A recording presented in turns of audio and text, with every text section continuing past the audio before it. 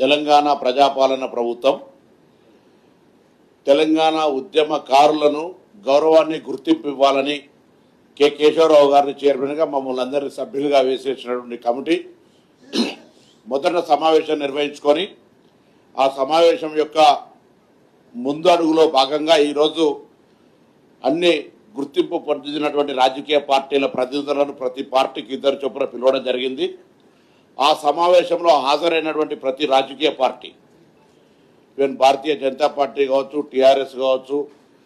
లేదా కాంగ్రెస్ పార్టీకి సంబంధించిన ప్రతినిధులు కావచ్చు, అన్ని రాజకీయ పార్టీలకు సంబంధించి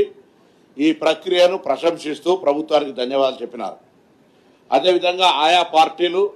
వాళ్ళ యొక్క సలహా సూచనలు అన్నీ కూడా ఇవ్వడం జరిగింది. గౌరవ చైర్మన్ గారు వాటిని అన్నింటినీ నోట్ చేసుకున్నారు. దీనికి